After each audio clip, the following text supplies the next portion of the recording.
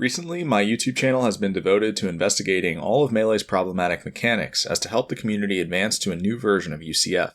UCF began by fixing dashback and shield drop due to how in demand they were in 2017. Eventually, UCF added a wiggle fix as well.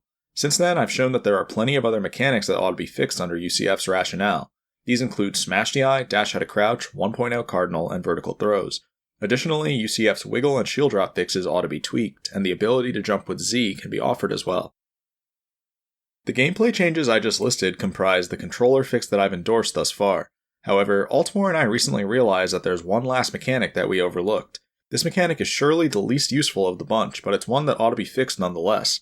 The mechanic I'm referring to is known as a Doraki walljump. A Doraki walljump is a technique that can be performed by grabbing a ledge while hugging the wall on certain stages. Then, simply pressing back will cause your character to walljump from the ledge. This is good for performing all sorts of acrobatic sequences such as Doraki, then Shine Turn, then Double Jump Bear as Fox. What's interesting, however, is that there's a failure point in the sequence you just saw.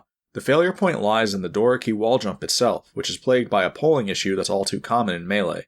The issue is that in order for your Doraki to succeed, you have to be pulled in the analog stick's dead zone on one frame, followed by walljump territory on the next. If you're pulled in the tilt range in the middle, then your character will fall from the ledge without wall jumping. This creates a luck factor that's identical to the one that causes techniques such as dashback and wiggle to fail. The next point of interest lies in how this luck factor should be fixed. As you can see, dashback and wiggle are slightly different in terms of their recommended fixes.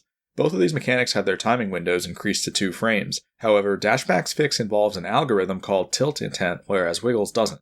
Tilt intent is an algorithm devised by the UCF team in order to fix dashback in the best way possible. To sum up this algorithm, what it does is detect your analog stick's velocity on the turn frame in order to determine if a dashback is your intention.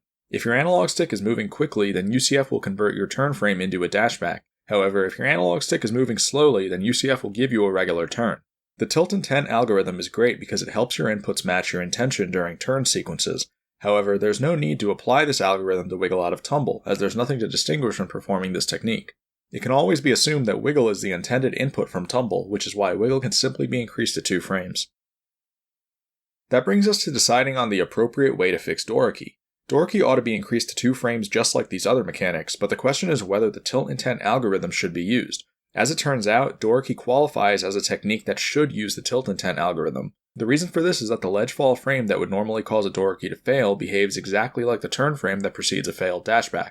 From here, we can choose to either let the ledge fall play out as normal, or we can fix it by converting it into a Doraki. Since there's something to distinguish in this situation, the best way to fix Doraki is to use the tilt intent algorithm. The gameplay changes described in this video have been added to the current version of the 1.03 memory card that's being shipped out. That rounds out the full list of UCF-style changes that I know of. The goal of the UCF version I'm proposing is to fix all mechanics that suffer from polling issues and small range issues in the appropriate manner. This will not only alleviate box legality concerns, but also allow everyone to play Melee as well as possible. Although Doraki wall jumping may not be as crucial as some of the other techniques that ought to be fixed, it still meets the criteria, and so it makes the cut. With that being said, I hope you found this video helpful. Please don't forget to like and subscribe if you enjoy this type of Melee content. Also, make sure to check out my Twitch channel. I've been streaming Melee regularly these days at twitch.tv/SSBM hacks, so feel free to drop by.